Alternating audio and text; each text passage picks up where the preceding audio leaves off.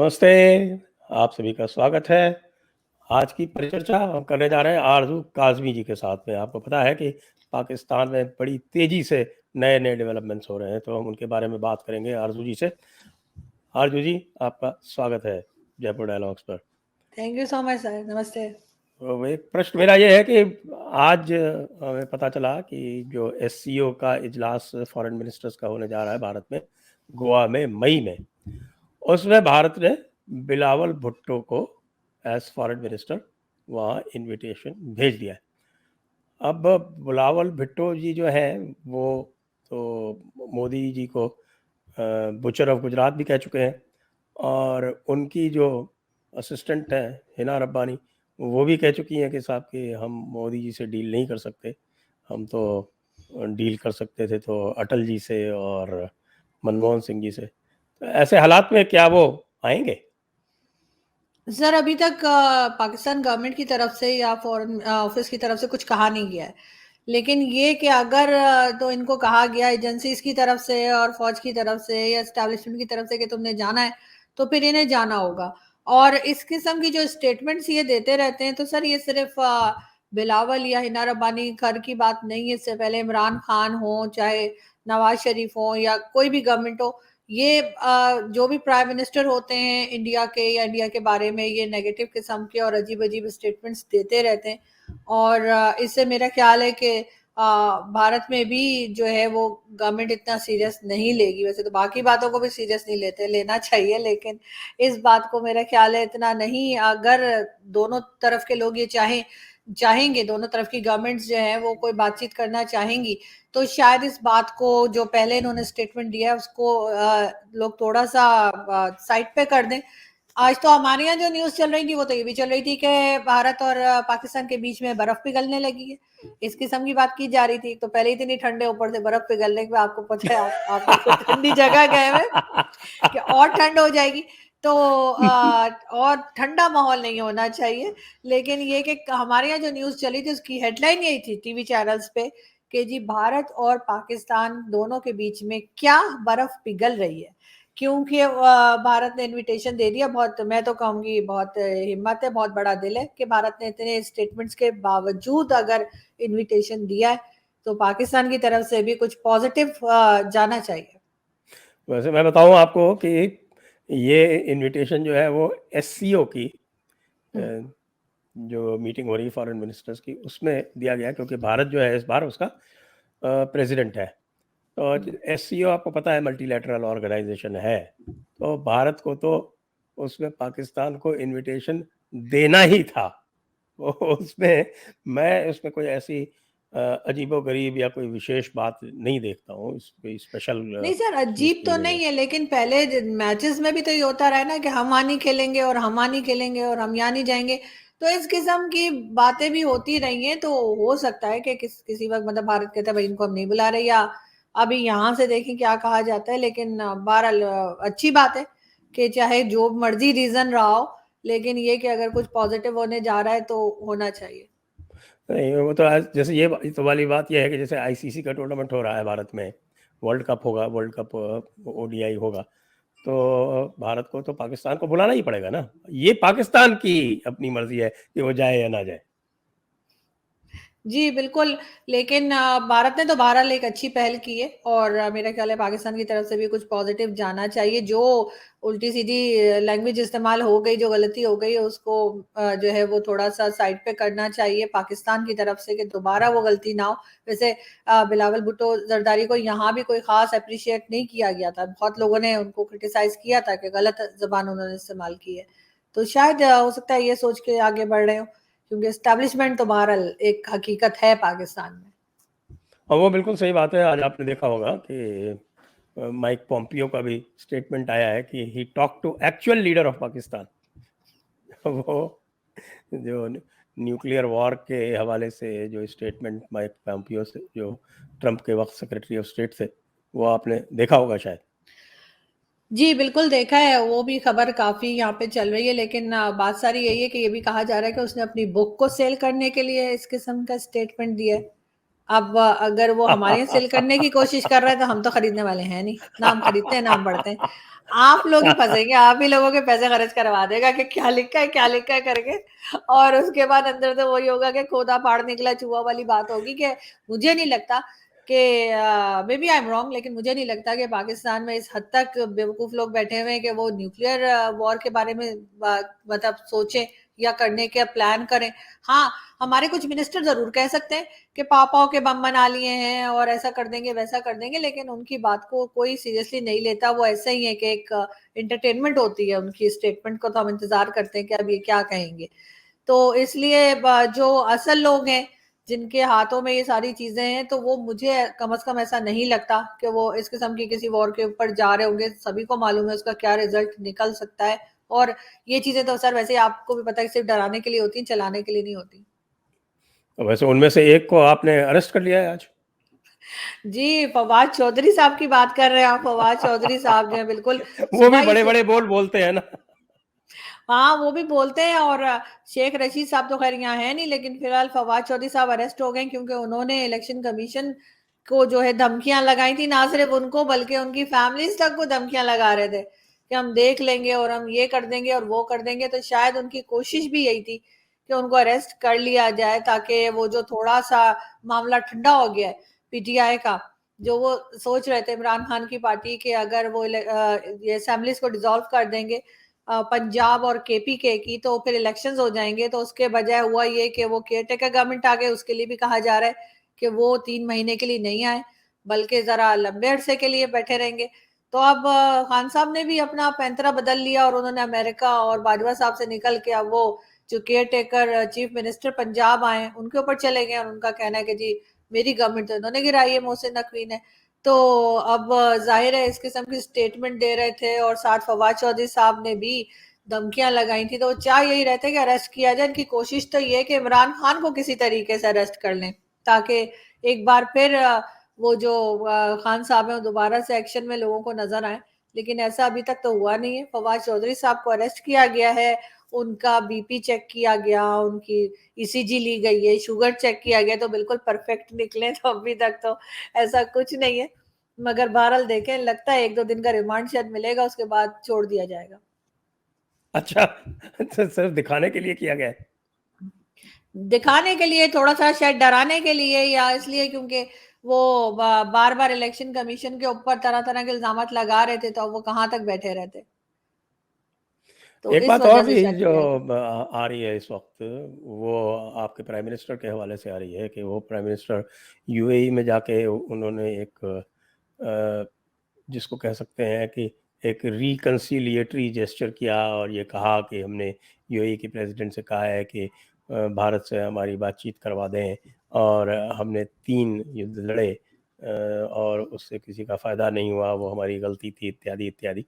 लेकिन उसके तुरंत बाद मेरे ख्याल से तो पता नहीं, शायद वो वापस भी नहीं आए थे, उसके पहले ही उनके यहाँ से क्लैरिफिकेशन निकल गया कि कंडीशन तो है वो 370 हटा दिए जाए। तो मैं फिर से वही पूछना चाहता हूँ बात, कि भारत ने तो कभी कहा नहीं कि हम बात करना चाहते हैं, और तो फिर ये प्राइम मिनिस्टर साहब जो है एक बार बात करने की बात कह के वापस कंडीशन क्यों लगा रहे हैं?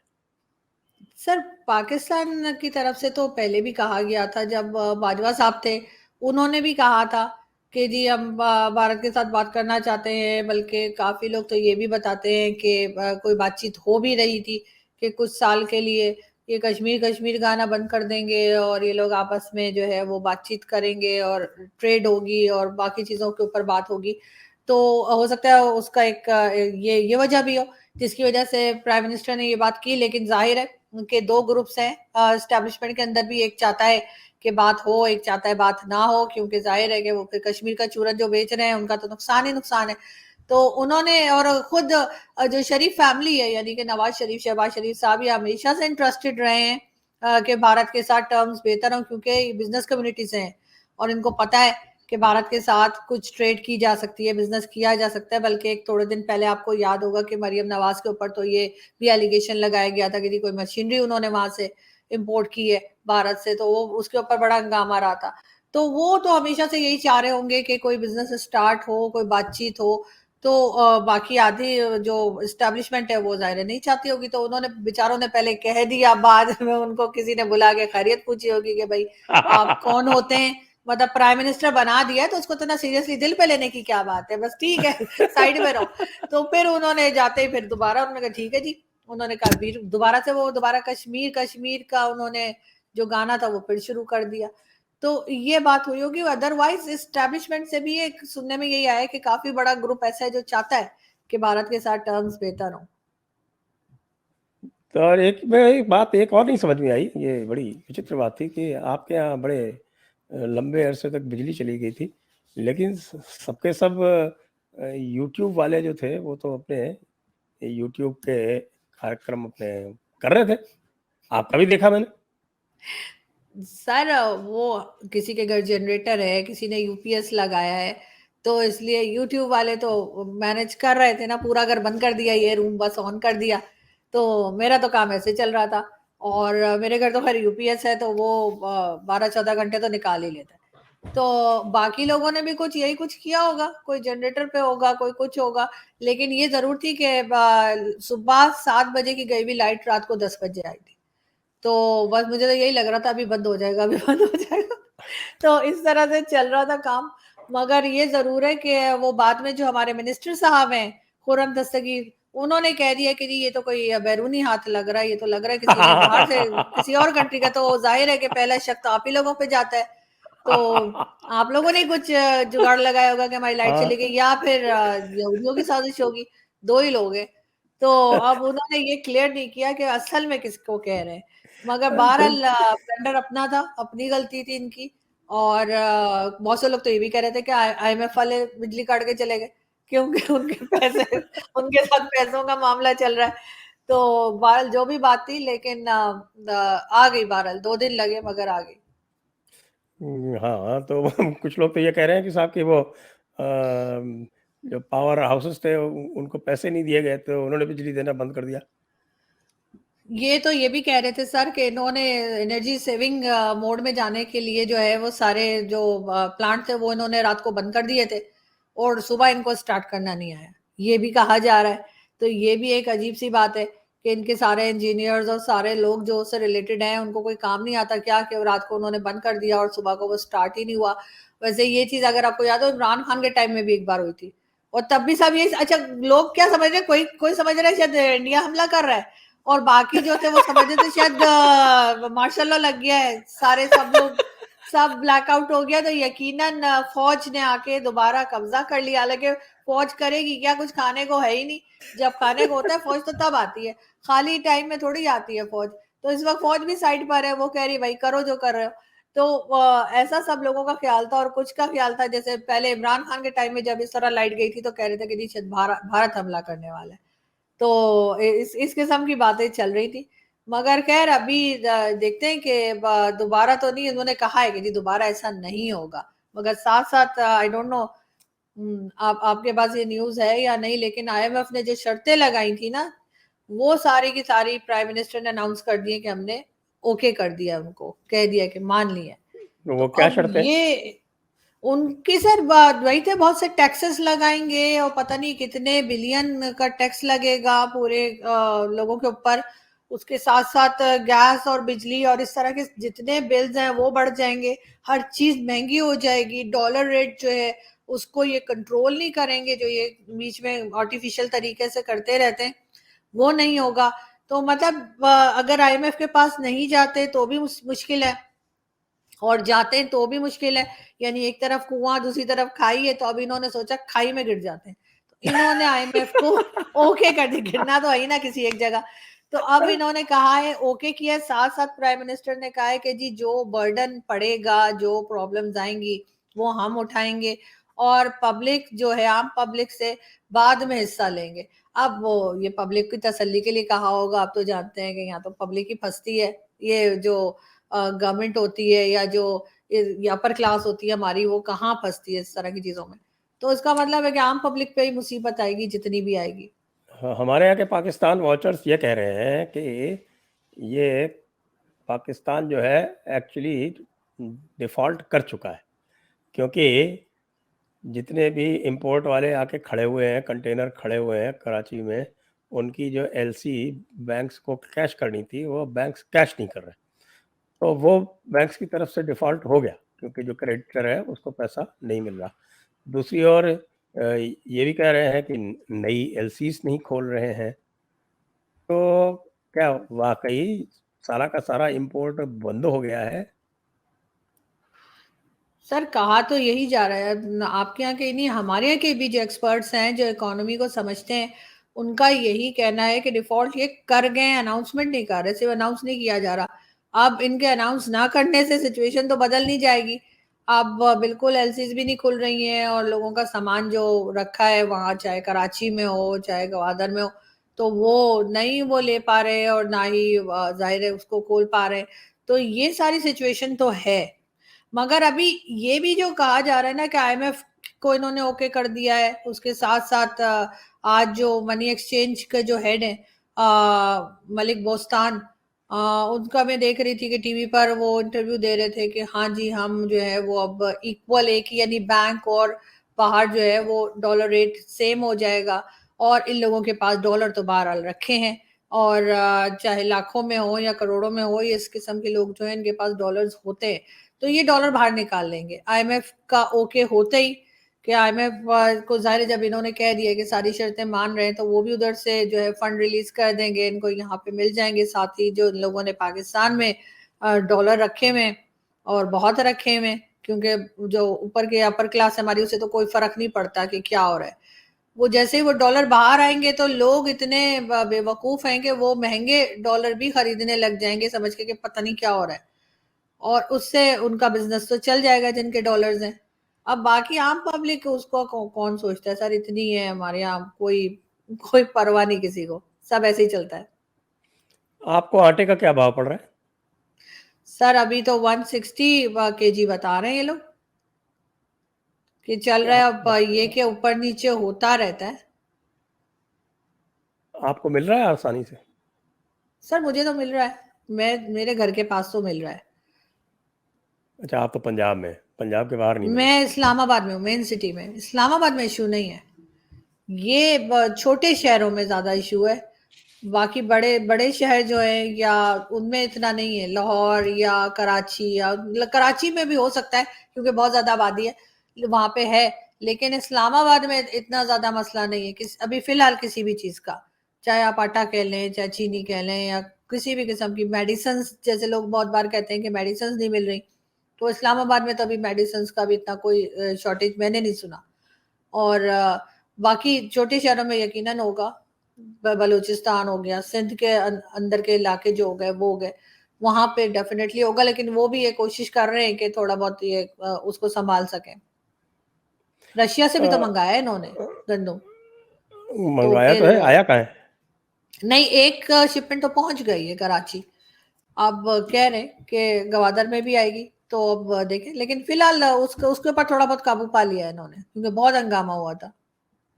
अ, बता रहे थे वो, अमजद अयूब मिर्ज़ा आए थे हमारे चैनल पे, तो वो कह रहे थे कि गिलगित बाल्तिस्तान और आपके जो पीओजेके है, जो आपका मीरपुर वाला इलाका है, कि वहाँ तो है ही नहीं, रैशनिंग है और किसी भी कीमत पर नहीं मिलता है। वहां तो सर वैसे और भी दूसरी तरह के भी प्रोटेस्ट चलते रहते हैं, चाहे वो आजाद कश्मीर हो, चाहे गिलगित बल्तिस्तान हो, और आटे के लिए तो सभी जगह पर हो रहा था। लेकिन उस वक्त, जिस वक्त डॉक्टर साहब ने कहा होगा, यकीनन हो रहा होगा, मैं उस बिल्कुल इनकार नहीं करूंगी। लेकिन अब इन्होंने थोड़ा बहुत काबू पा लिया है, क्योंकि न्यूज भी हर तरफ बाहर निकल गई थी और इनको काफी मुश्किल हो गई थी। तो इन्होंने मंगाया भी है, दूसरी जगहों से भी मंगाया है, और अब लोगों को जो है वो थोड़ा बहुत मिल गया है, वैसे पूरी तरह से नहीं, लेकिन काफी हद तक इन्होंने जो है ना कंट्रोल कर लिया है। और ये भी बताया था उन्होंने कि फौज में बहुत सारे लोग जो हैं वो ख़ास तौर से खैबर पख्तूनख्वा में चौकियां छोड़ के भाग गए हैं, क्योंकि उनको भी राशन नहीं मिल रहा, उनके घर पे भी राशन नहीं मिल रहा। तो चौकियां छोड़ के भागने से मिल जाएगा क्या? नहीं, मुझे नहीं पता कि चौकियां छोड़ के भागने का तो मैंने नहीं सुना। लेकिन ये जरूर है कि फौजियों को तो मिल ही जाता है, इनका तो अलग कोटा होता है, इनकी रोटियां कौन रोक सकता है। वो तो आम पब्लिक जो बेचारी फौज में भी नहीं होती, उसमें आम सी होती है, वो लोग मुश्किल उठाते हैं। इन लोगों को तो मुश्किल नहीं होती, और इनका मैंने अभी तक नहीं सुना कि ये कहीं से चौकी छोड़ के भाग गया हो सिर्फ इस वजह से कि आटा नहीं मिल रहा। क्योंकि अब थोड़े दिन का जरूर वो क्राइसिस था और बहुत बड़ा था, बहुत हंगामा था उसका। लेकिन मैंने ये बहरहाल मेरे पास ये न्यूज नहीं है कि ये चौकियां छोड़ के गए हों कहीं। वैसे ही कहीं चले गए होंगे घूमने फिरने तो और बात है, लेकिन आटे के लिए नहीं गए।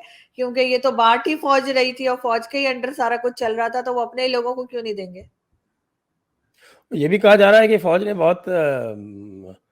बहुत सारा आटा जो है वो अफगानिस्तान को स्मगल करवा दिया, इसलिए वो शॉर्टेज हो गई। फौज ने नहीं करवाया था सर, वो तो इमरान खान के टाइम में इमरान खान ने भिजवाया था, और कहा जा रहा था कि जी हम बड़ा कोई डोनेशन दे रहे हैं, कोई गिफ्ट दे रहे हैं अफगानिस्तान वालों को। वो तो डॉलर के लिए भी कहा जाता है कि डॉलर भी सारा जो है वो अफगानिस्तान स्मगल हो जाता है पाकिस्तान से। और इस वजह से यहाँ पे डॉलर की भी शॉर्टेज हो गई थी। और आटे के लिए भी सब इमरान खान को पीछे पड़े हुए कि जी इनको क्या जरूरत थी, पहले अपने लोगों को देना चाहिए था और बाद में भेजना चाहिए था। तो इन्होंने पहले ही अफगानिस्तान रवाना कर दिया था, भेज दिया था, स्मगल कर दिया था, वट एवर।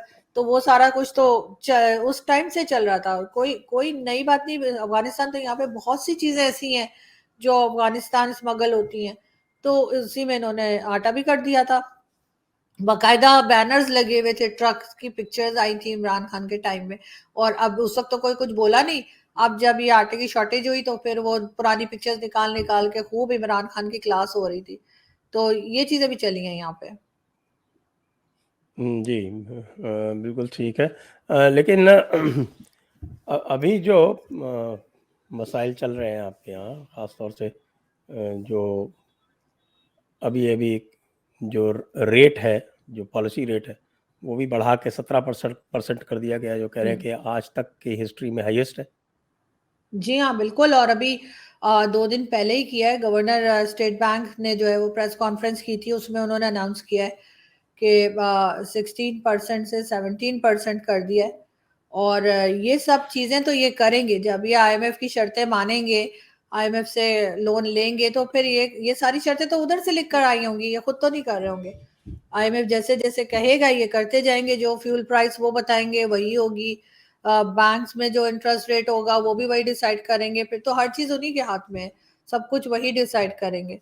और ये सिर्फ कहना चाहिए कि कुछ टाइम के लिए अब अनाउंस खैर नहीं कर रहे, डिफॉल्ट हो चुके हैं, लेकिन बहरहाल कुछ टाइम के लिए और इनको सहारा मिल जाएगा जो गवर्नमेंट इस वक्त बैठी हुई है और तो जो एस्टेब्लिशमेंट नई आई है। वर्ल्ड बैंक का भी एक लोन था, वो भी डिले हो गया बताते हैं।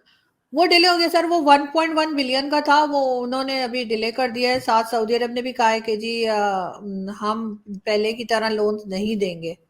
हम्म। और तो ये भी एक इशू चल रहा है।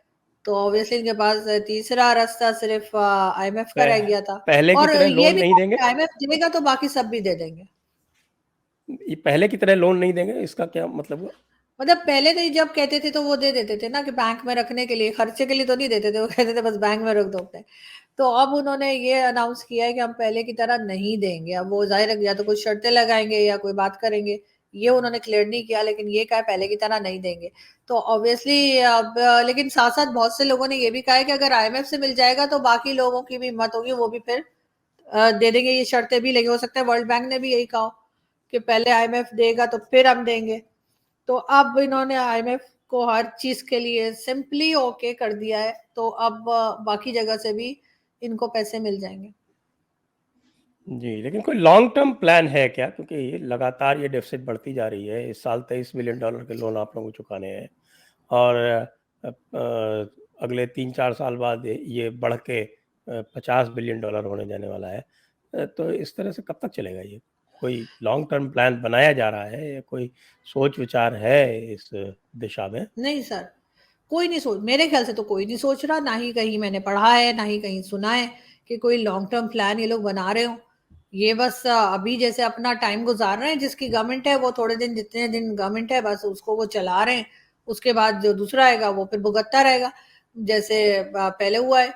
इससे पहले भी जितनी गवर्नमेंट्स आई हैं इन 75 ईयर्स में, वो सब इसी तरह आई हैं कि एक आई उसने लोन ले लिया, फिर दूसरे पे डाल के चले गए, फिर वो आए, फिर उन्होंने ऐसे ही किया। तो ये इसी तरीके से चल रहे हैं। सिर्फ जो थोड़ा बहुत अभी सुनने में आया वो ये कि जो अपने खर्चे थोड़े से एक तरफ कहते हैं कि जी कम किए, क्योंकि वो शहबाज शरीफ साहब जो हैं प्राइम मिनिस्टर, उनका कहना है कि जी अपनी कैबिनेट को छोटा कर रहे हैं, साथ जो एम्प्लॉयज हैं यानी जो गवर्नमेंट एम्प्लॉयज हैं उनकी 10% सैलरीज कम कर रहे हैं, मगर साथ साथ जो है वो लग्जरियस गाड़ियां भी इन्होंने इंपोर्ट कर ली, उसके लिए भी हाँ, इन्होंने मैंने सुना पैसे दे दिए। $1.5 अरब की गाड़ियां जी, इंपोर्ट कर ली। तो एक तरफ तो ये भाषण दे रहे हैं बैठ के हम लोगों को कि जी मैंने तो कैबिनेट भी छोटी कर रहा हूँ, और जो गवर्नमेंट एम्प्लॉयज हैं उनकी सैलरीज भी 10% कम कर दी जाएगी। फौज का नाम नहीं लिया वैसे, फौज के खर्चे कम करें तो सारा मसला अपने आप हल हो जाएगा, लेकिन उनका नाम नहीं लिया। लेकिन साथ साथ इनका ये भी है कि पता नहीं गाड़ियां इंपोर्ट किस लिए कर रहे हैं, कर चुके, बल्कि शायद ऑर्डर वॉर्डर तो सब हो गया है, उस पर तो काफी इनकी खिंचाई हो रही है। तो ये तो इमरान खान ने भी किया था, आने के साथ ही जो वो कभी भैंसे बेच रहे थे, कभी पता नहीं क्या बेच रहे, गाड़ियां पुरानी बेच रहे थे, उसके बाद एक नई गाड़ियों की खेप मंगा ली थी।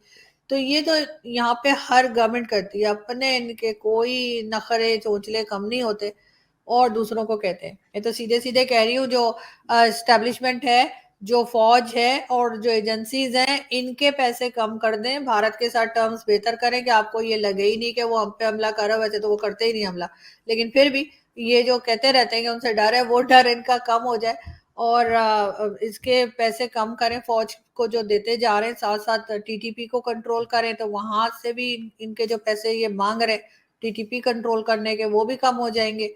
अपने खर्चे कम करे, सारे जो मिनिस्टर बैठे हैं एक एक के पास 3-3 4-4 गाड़ियां दी होती हैं, घर दिए होते हैं, वो सब इनसे वापस ले लें। ये अपने खुद के ही खर्चे कम करेंगे ना सर, अंदर से बड़ा पैसा निकल आएगा। इनके पास रखे हुए डॉलर भी रखे हुए, सब कुछ रखा हुआ है, लेकिन प्रॉब्लम सिर्फ ये है कि एक खास नंबर तक लोग हैं, यानी कुछ परसेंट लोग हैं, चाहे 25% कह लीजिए, जो पूरे मुल्क का ना बेड़ा गर्क करके बैठे हुए। वरना अगर वो इनसे पैसा निकलवा लिया जाए किसी तरीके से तो सब सही हो जाए, चाहे वो शहबाज शरीफ हो, चाहे वो जरदारी साहब हो, चाहे इमरान खान हो, इनके पास बहुत पैसा है, और साथ साथ जो फौज के लोग हैं उनके पास भी बहुत पैसा है। इनसे अगर कोई तरकीब निकाले, कोई जुगाड़ लगाएंगे, इनसे पैसा निकलवा लें, तो पाकिस्तान ठीक हो सकता है। तो ये लोग तो पाकिस्तान की इंडस्ट्री में इन्वेस्ट कर सकते हैं, लेकिन ये तो सारे के सारे डबल पासपोर्ट लेके बैठे हुए हैं, तो यहाँ तो कुछ इन्वेस्ट करते ही नहीं। ये डबल पासपोर्ट वाला सिस्टम आप लोग खत्म क्यों नहीं कर देते? बिल्कुल करना चाहिए सर, एकदम करना चाहिए, लेकिन पता नहीं ये लोग जिनके हाथ में है पावर वो करते नहीं है। और दूसरा, ये लोग ये भी तो नहीं मानते कि इनके पास इतना पैसा है, जिसको देखो वो ऐसे ही कहता है कि लगता है कि बिल्कुल कुछ नहीं है इनके पास। सबके सब जो है, हर एक की जो प्रॉपर्टी है, चाहे पाकिस्तान में हो, पाकिस्तान से बाहर हो, बेतहाशा प्रॉपर्टीज हैं, चीजें हैं, सब हैं। अभी तो इमरान खान ने भी कह दिया कि जी जो हॉस्पिटल के लिए फंड मिला था वो मैंने हाउसिंग स्कीम में लगा दिया। तो अब उनसे कोई पूछे कि जी वो हाउसिंग स्कीम में आपने क्यों लगा दिया, और अगर लगा दिया तो वो पैसा आप पाकिस्तान में लगा दे। ऐसे ही शहबाज शरीफ और नवाज शरीफ से भी कहें, जरदारी साहब के भी कहाँ कहाँ सरे महल और क्या कुछ इनका है, ये पैसा वो यहाँ ले। अगर उनका बेटा जो फॉरेन मिनिस्टर बना है, अगर वो $3,500 के जूते पहन सकता है, या 1800 डॉलर के जॉगर्स पहन के वो अभी गए थे बलूचिस्तान में या सिंध में लोगों से हमदर्दी करने के, जी फ्लड आ गया है, तो वो अगर इतना अफोर्ड कर सकते हैं तो फिर ऑब्वियसली कोई भी जो है वो समझ सकता है कि इनके पास कितना पैसा है, तो वो पैसा ये पाकिस्तान में लगा दे, सिंपल। अगर इनको वाकई में प्राइम मिनिस्टर और फॉरेन मिनिस्टर बनना है। वो पिछली बार आपने एक और सुझाव दिया था कि आईएसआई के पास इमरान खान के बहुत सारे टेप पड़े हुए हैं, तो उनको लीक किया जा सकता है और उससे पैसे कमाए जा सकते मैंने नहीं कहा था सर क्यों मरवाएंगे मुझे, मैंने कब कहा है? मैंने तो अभी ये कहा था कि इमरान खान कह रहे थे कि अगर इमरान खान को अरेस्ट किया गया तो लोग बाहर आ जाएंगे, तो मैंने कहा कि उसके बजाय अगर इमरान खान स्क्रीन लगाकर और अपनी वो जो ऑडियो आई है उसकी वीडियो चलवा दे तो लोग जरूर बाहर आ जाएंगे देखने के लिए कि हर इलाके में वो स्क्रीन लगी हो, तो फिर शायद कोई बाहर आ जाएगा। सिर्फ खान साहब को अरेस्ट करने से पूरा पाकिस्तान बाहर नहीं आने वाला, क्योंकि अब लोगों को अपनी पड़ी हुई है, अब उनको कुछ पॉलिटिक्स में इतना ज्यादा इंटरेस्ट नहीं हो रहा। नहीं, लेकिन वैसे ये सुझाव कैसा है? अगर आईएसआई उनके टेप जो लीक करती है, वो लीक करके और उससे पैसा कमाए तो कुछ डॉलर तो मिल ही जाएंगे। कौन लेगा सर? मतलब कौन, किसको इंटरेस्ट होगा इमरान खान को देखने में? मुझे तो ये नहीं समझ आ रही कि कौन देखना चाहेगा। लेकिन ये है कि मेरे ख्याल है कि जो एजेंसीज है उनको अपना काम करना चाहिए, बजाय इसके कि वो ये ऑडियो और वीडियो बनाते रहे। पहले अगर वो जो हाल मुल्क का किया हुआ है उसको थोड़ा सा सही कर लें तो बेहतर होगा। फिलहाल तो सब रुके हुए, कोई ऑडियो वीडियो इस वक्त नहीं आ रही, क्योंकि इकोनॉमी वाइज जो है वो बहुत ज़्यादा, इकोनॉमी को लेकर बहुत ज़्यादा टेंशन है। और मेरे ख्याल सबसे पहले उसी के ऊपर सब लगे हुए हैं कि कहीं से कुछ मिल जाए। काम फिर भी नहीं करेंगे, काम हमने ना करने की कसम खाई है कि ना हमने कोई अपनी इंडस्ट्री जो है वो चलानी है, ना हमने कुछ कमाना है, हाँ मांगना है, तो बस उसी के ऊपर काम कर रहे हैं। चलिए अब इसी बात पर फिर इसको यहीं पर हम समाप्त करते हैं। दर्शकों से अनुरोध है, इस वीडियो को शेयर करें, लाइक करें, चैनल को सब्सक्राइब करें और चैनल को कंट्रीब्यूट भी करें। आपका बहुत बहुत धन्यवाद। Thank you thank you sir, thank you, Aarzoo ji. Thank you so much, thank you.